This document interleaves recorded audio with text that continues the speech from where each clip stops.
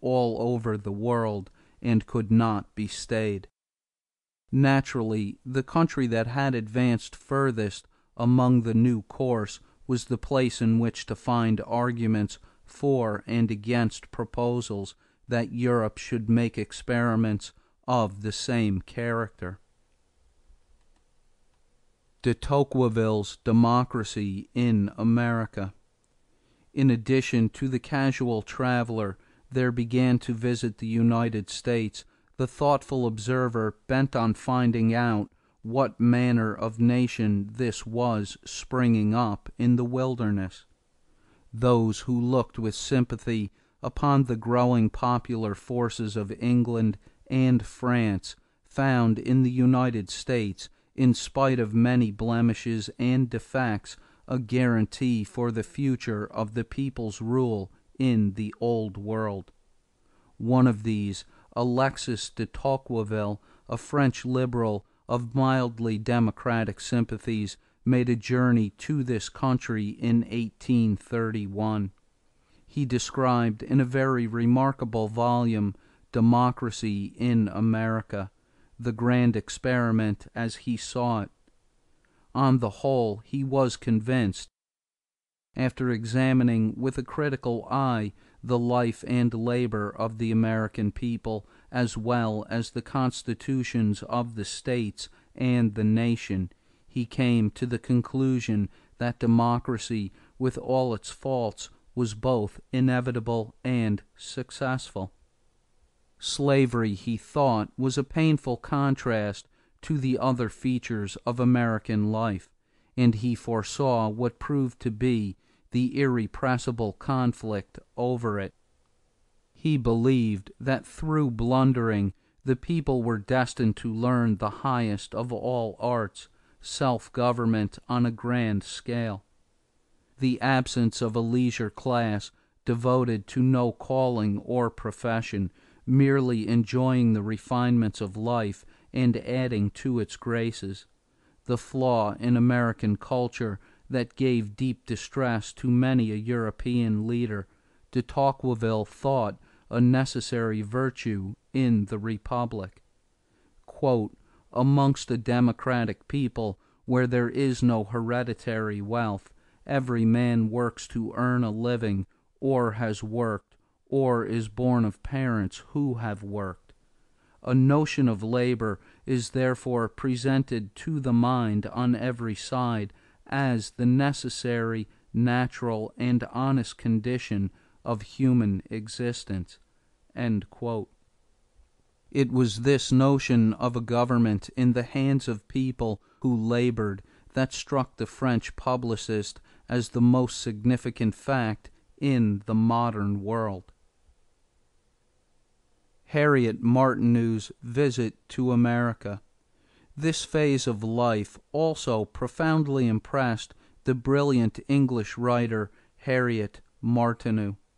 She saw all parts of the country, the homes of the rich and the log cabins of the frontier. She traveled in stagecoaches, canal boats, and on horseback, and visited sessions of Congress and auctions at the slave markets. She tried to view the country impartially, and the thing that left the deepest mark on her mind was the solidarity of the people in one great political body. Quote, "However various must be the tribes of inhabitants in those states, whatever part of the world may have been their birthplace, or that of their fathers, however broken may be their language, however servile or noble their employments, however exalted or despised their state, all are declared to be bound together by equal political obligations. In that self-governing country, all are held to have an equal interest in the principles of its institutions, and to be bound in equal duty to watch their workings." End quote. Miss Martineau was also impressed with the passion of Americans for land ownership, and contrasted the United States favorably with England, where the tillers of the soil were either tenants or laborers for wages. Adverse criticism. By no means all observers and writers were convinced that America was a success. The fastidious traveler Mrs. Trollope, who thought the English system of church and state was ideal, saw in the United States only roughness and ignorance.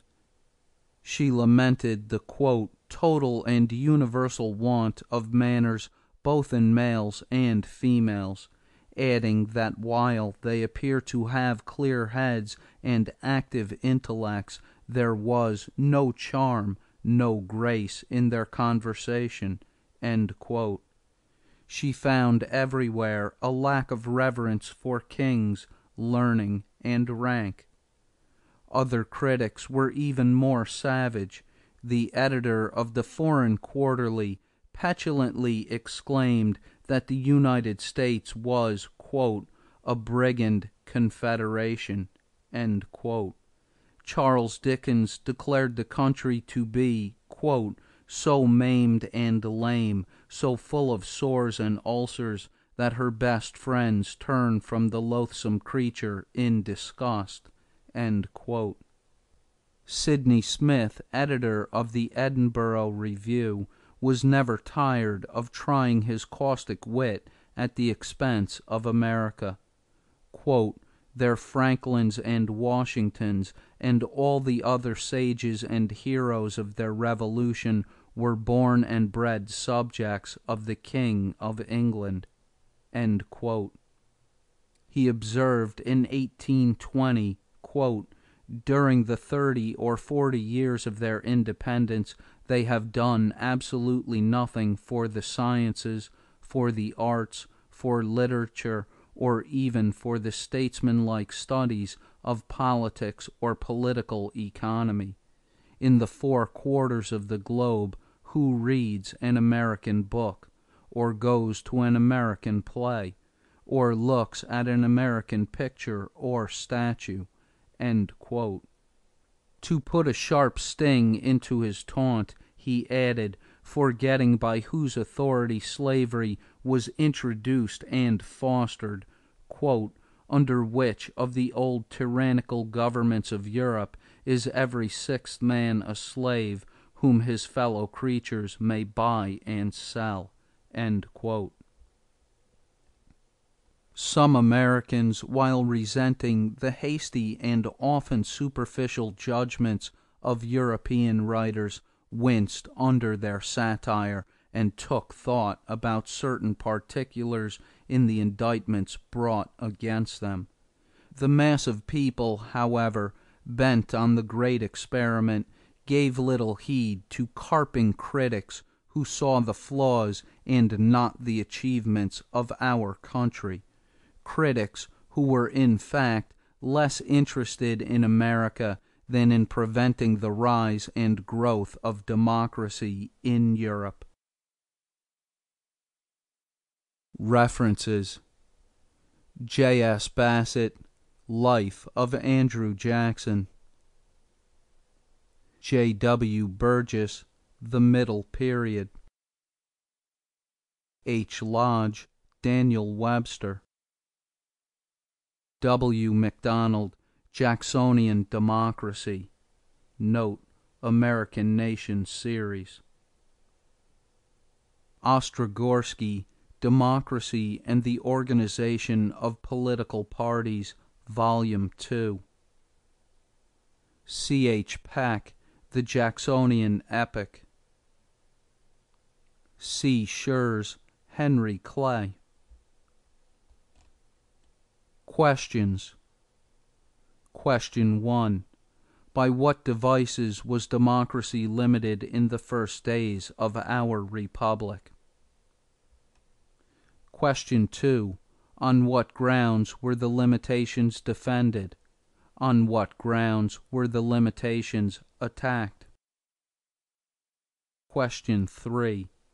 Outline the rise of political democracy in the United States. Question 4. describe three important